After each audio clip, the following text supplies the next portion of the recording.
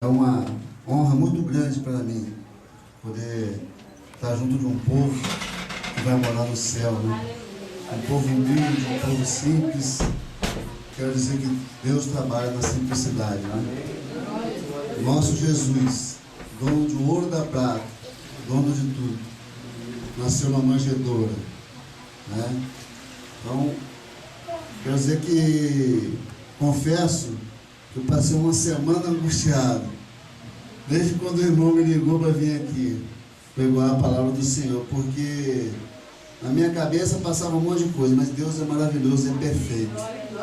Imaginava que eu ia estar na igreja grande, vamos dizer assim, mas eu estou engateando no Evangelho. Deus sabe todas as coisas, sabe, se me colocasse ali eu ia ficar nervoso, mas eu estou aqui, estou à vontade, porque eu amo a simplicidade. Quero dizer que muitas das igrejas hoje, grandes, com ar-condicionado, com cadeiras confortáveis, mas não tem um convidado especial, que é Jesus Cristo. E eu louvo ao Senhor, porque Jesus está aqui neste lugar. Ele ama a simplicidade. Eu louvo ao Senhor, porque Ele abate o soberbo e exalta os humildes. É, Matheus.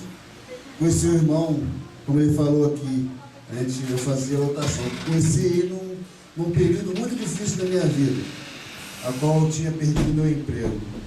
Eu estava fazendo lotação de São Fidélis para aqui, correndo o risco de ser pego pela polícia, pelo Detro, entrando no meio dos canaviais para poder fugir.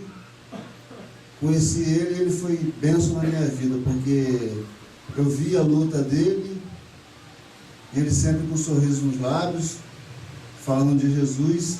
Naquela época também eu estava voltando para o caminho do Senhor, e ali de uma certa forma ele veio me fortalecer, porque eu vi a luta dele, e eu vi ele sempre com alegria no semblante.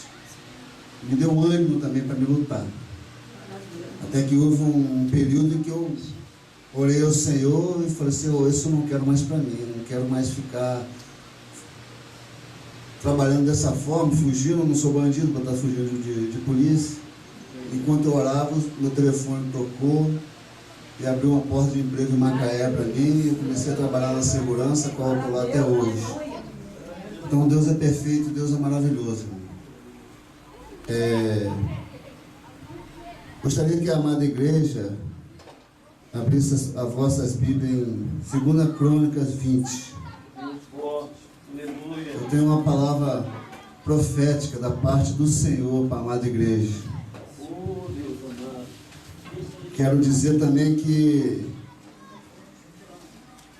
eu não sou pregador, né? Eu estou engateando, como eu falei. Tem 3 anos que eu voltei para a presença do Senhor. Fui nascido e criado em lar evangélico, mas houve um período na minha vida que eu achei que eu era o dono da minha vida. Achei que eu poderia caminhar com minhas próprias pernas. Deus permitiu. E eu só fui me afundando no lamaçal. Mas eu louvo ao Senhor, porque Ele me tirou de lá, me resgatou. Me colocou aqui junto hoje, no meio do príncipe. Porque houve um período em que eu me afastei da presença do Senhor. E com isso Ele permitiu que eu perdesse meu emprego, perdesse família, perdesse carro, perdesse casa, perdesse tudo. Mas eu louvo ao Senhor, porque eu ganhei o bem maior que a salvação. Com certeza, se eu estivesse lá onde eu estaria, eu não estaria na presença do Senhor.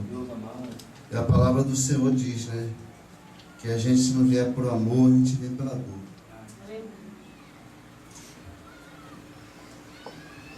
Segunda Crônicas 20,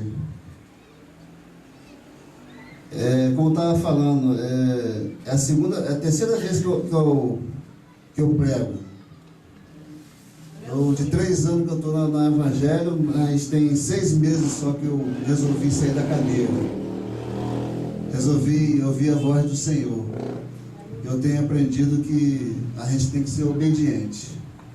Quando o irmão Manuel me ligou, eu pedi confirmação ao Senhor. Eu falei: Senhor, nunca preguei em lugar distante, em outra igreja, Se for do Senhor, que Ele me ligue de novo. Se não for, que Ele esqueça. Eu cheguei à noite em casa, o telefone tocou, irmão. Falei, é do Senhor. Então, vamos lá, porque a gente tem que ser obediente à voz do Senhor. Quando Deus mandar, a gente tem que cumprir, né, irmão? 2 Crônicas 20:15, só na segunda parte, diz assim. Todos acharam, amém? Amém. Assim o Senhor vos diz, não temas nem vos assustes, por causa desta grande multidão, pois a peleja não é vossa, senão do Senhor. Vamos repetir, amada igreja? Forte. Assim o Senhor diz, não temas nem vos assustes, por causa desta grande multidão, pois a peleja não é vossa, senão de Deus. Podeis assentar, dando glória a Deus. Muito já foi nos falado nessa noite. O Espírito Santo de Deus já me falou muito no meu coração, nos louvores, nos testemunhos, e tudo confirmava aquilo que Deus tinha colocado no meu coração para passar para a amada igreja. A Bíblia diz que o povo de Judá estava prestes a enfrentar uma grande batalha, em que a Síria estava para invadir aquele povo. Mas eu louvo ao Senhor, porque mesmo quando a gente vai passar por uma tempestade, por um vento, Ele nos avisa. Ele dá um jeito de nos avisar, seja através de um profeta, seja através de um sonho, mas Ele nos avisa. A gente cai se a gente quiser. Se a gente estiver na presença do Senhor e ficar atento a tudo que a voz do Espírito Santo nos diz, a gente não vai cair. Porque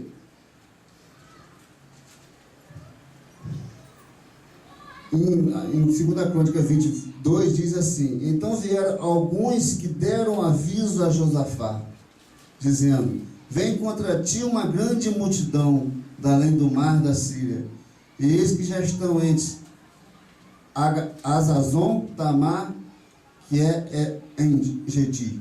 Quer dizer, Josafá já tinha sido avisado que uma grande multidão viria de encontro a ele. E muitas das vezes, quando a gente está em frente a um problema grande, a gente se esquece que nosso Deus é maior, né? E a gente só pensa em murmurar, em reclamar, ficar questionando de Deus. Mas aqui, Josafá nos dá um grande exemplo a ser seguido. A primeira coisa que ele fez quando ele foi avisado foi fazer um grande jejum e orar ao Senhor. Ele não tomou nenhuma atitude precipitada. Ele fez aquilo que o servo do Senhor tem que fazer, entregar na mão do nosso Deus. Hoje talvez a gente não está enfrentando exército, multidões, mas todos os dias nós enfrentamos problemas na nossa vida. O inimigo se levanta com fúria, querendo de todas as formas que a gente venha a nos rebelar contra o Senhor. Mas o Josafá não. O Josafá, a primeira coisa que ele fez foi jejuar e orar. Eu quero dizer para a amada igreja que nós lutamos contra o inimigo em que ele já é um inimigo derrotado. Porque Jesus já o venceu quando ele derramou o seu sangue precioso por mim e por você naquela cruz. É verdade. Aleluia. Nós temos que tomar posse disso. Se nós vivemos na presença do Senhor, nós fazemos todas as vontades do Senhor, estamos em comunhão com Ele, já sabemos que vamos enfrentar um inimigo que é derrotado. Eu tenho aprendido, nesses poucos anos que eu tenho voltado pelos braços do Senhor, que o nosso maior inimigo somos nós mesmos. Porque nós damos brecha para que o inimigo adentre em nosso coração. Aí ele vem e faz um rebuliço, faz uma arruaça. Porque se você não consegue liberar um perdão, é onde Satanás entra e destrói sua vida. Se você guarda uma mágoa, um rancor em seu coração, ele também vai ali e penetra. Nós, como cristãos, temos que todos os dias nos libertarmos deste mal. Às vezes nós pensamos que porque somos cristãos não precisamos. Só quem precisa é quem está no mundo. Está enganado, porque nós precisamos. Eu vou provar para vocês assim na palavra do Senhor. Porque Pedro andava com Jesus, lado a lado com o Senhor. E Satanás usou a boca de Pedro, tentando impedir que os planos de Deus fossem feitos. Que foi quando Jesus disse que era necessário que o Filho do Homem morresse, mas que no terceiro dia seria ressuscitado. E Jesus disse: para trás de mim, Satanás. Então, Satanás usou a boca de Pedro, que andava lado a lado com Jesus, via os milagres acontecendo. Não vai usar a mim, a você? Então é só a gente não dar brecha para que o inimigo entre em nossos corações. Nosso corpo é templo do Espírito Santo. E a gente só aceita que ele habita em nós. Nenhum outro espírito pode habitar mais em nós. Então Josafá, a primeira coisa que ele foi apregoar esse jejum. Foi cantado aqui que enquanto a gente glorifica, né, a gente vence. E a segunda atitude que Josafá fez foi glorificar o Senhor. Em 2 Crônicas 21 diz assim: e aconselhou-se com o povo e ordenou cantores para o Senhor, que louvasse a majestade santa, saindo de diante dos armados e dizendo: louvai ao Senhor, porque a sua benignidade dura para sempre. Muitas das vezes a gente só sabe glorificar o Senhor quando tudo vai bem, né? Quando estamos com dinheiro no bolso, quando a conta bancária está farta. Mas quando vemos a multidão vindo de encontro a gente não glorifica o Senhor. E mais uma vez aqui Josafá nos ensina como vencer o inimigo. Acho que o tema aqui até da campanha é dom escura e vencendo o inimigo. Não é isso? E aqui Josafá está nos ensinando como vencer o inimigo. Primeiro ele junta o povo e apregou um jejum, ora ao Senhor. Depois ele louva o Senhor. Já não está mais tão preocupado com a multidão que está vindo, porque ele já entregou tudo na mão do Senhor. É o que nós devemos fazer, amada igreja. Não se preocupe com os problemas. Não se preocupe com a multidão que está vindo ao seu encontro, porque a peleja não é sua, a peleja é do Senhor. O nosso Deus está conosco, e quando Ele está conosco, a vitória é garantida. E o que mais me chamou a atenção nesse texto, nessa palavra, é que quando a multidão vinha, em quem estava louvando ao Senhor, adorando, jejuando e já não mais se preocupando, aquele grande exército, aquela grande multidão, eles um feriram ao outro, eles mesmos se destruíram. Não foi preciso que o exército de Josafá levantasse uma arma sequer contra aquele povo.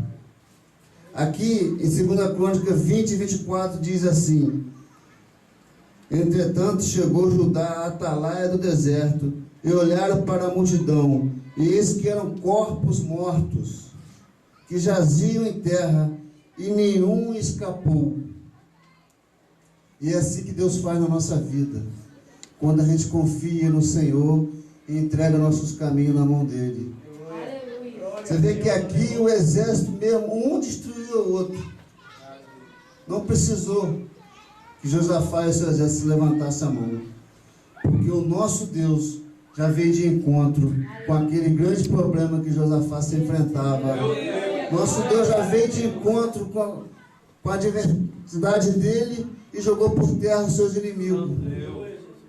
Já foi falado aqui nesta noite que o inimigo por um caminho virá contra você, mas por 7 fugirá de vós. E que toda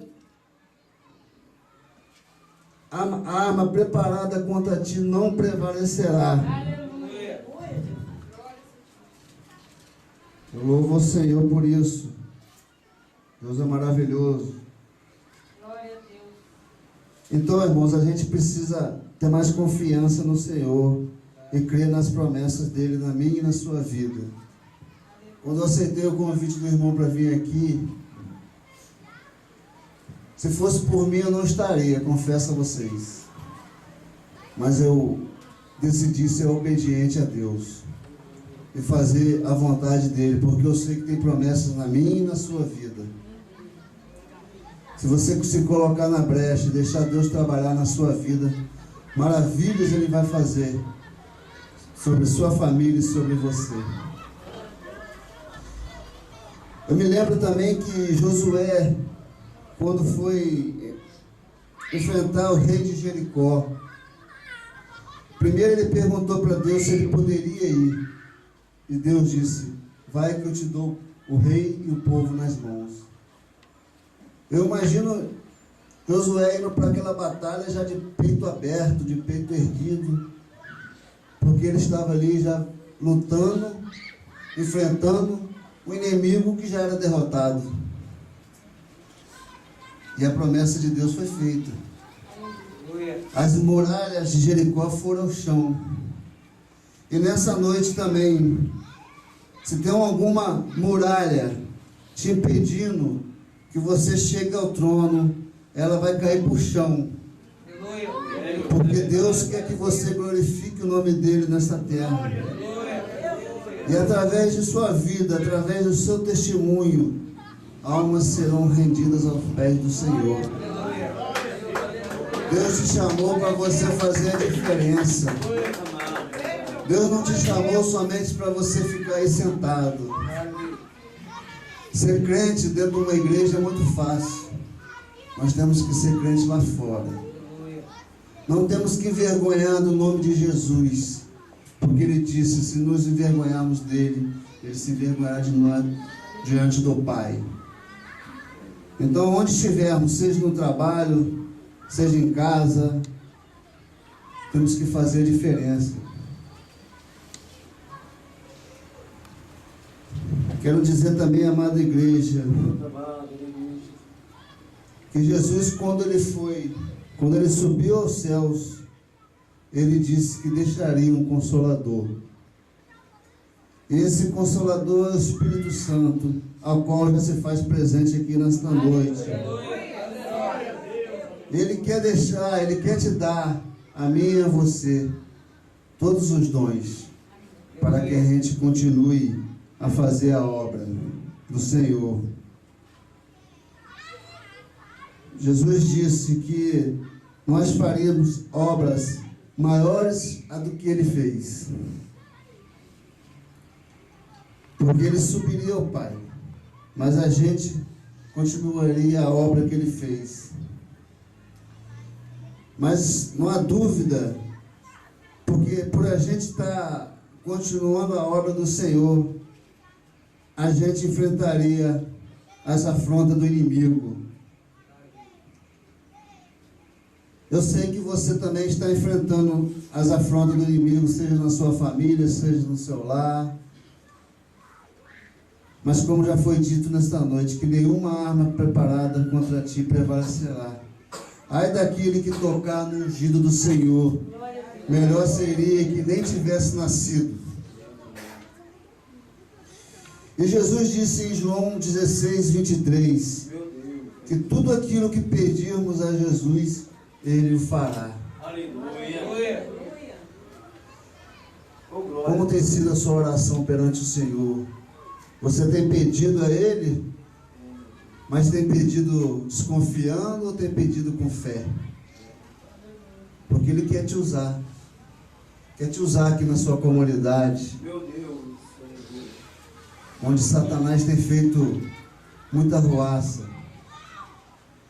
Ele quer te usar aqui para você fazer a sua diferença. Aleluia.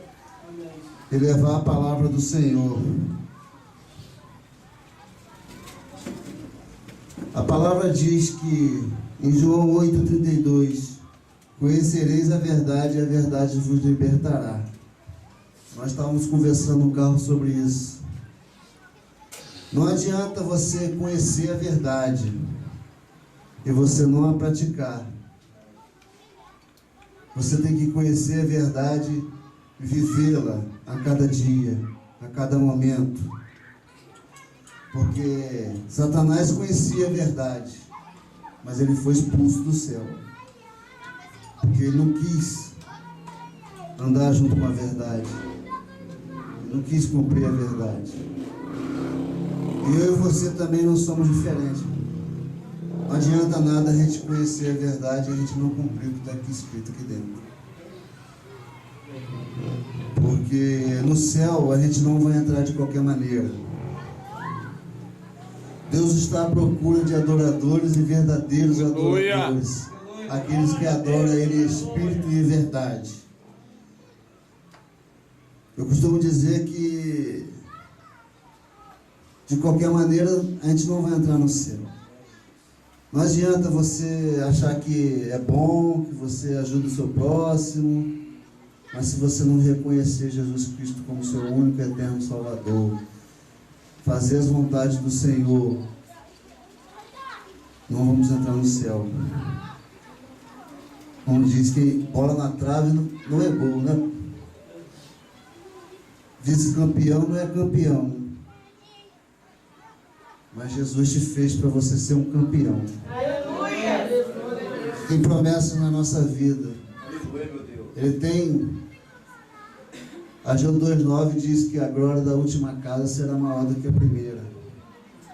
Há um banquete nos esperando. Eu imagino já aquela mesa, aquele banquete, de fora a fora, e a gente sentado e olhar um para o outro e dizer: valeu a pena. Valeu a pena as pedradas que nós tomamos na vida.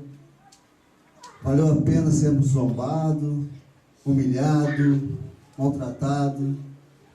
Porque agora nós vamos viver eternamente ao lado do Senhor, nosso Rei e Salvador. Como eu disse aqui, amada igreja, temos que nos espelhar em Josafá, que em meio à sua adversidade, seu problema, ele confiou no Senhor. Primeiro ele jejuou, orou, buscou a face do Senhor. E segundo, ele glorificou o nome do Senhor com cânticos e louvores, não se preocupando com o seu problema e crendo que Deus é maior do que o nosso problema. Quero dizer, amada igreja, que, como eu já disse aqui no início, estou engatinhando no Evangelho. Deus tem promessa na minha vida para ser um pregador. mas Ele é perfeito, Ele é maravilhoso. Eu louvo ao Senhor por isso. Me trouxe aqui, tenho certeza que não foi à toa. Alguém precisava ouvir a palavra do Senhor. Onde estarei Ele me botar numa igreja grande, com muita gente. Talvez nem a metade do que saiu aqui sairia. E eu estou à disposição do meu Senhor para fazer tudo aquilo que Ele mandar. E até aqui Deus me deu a palavra. Se eu passar daqui eu vou estar falando de mim. Eu não estou aqui para falar de mim, só do Senhor. Eu agradeço a minha rica oportunidade em nome de Jesus.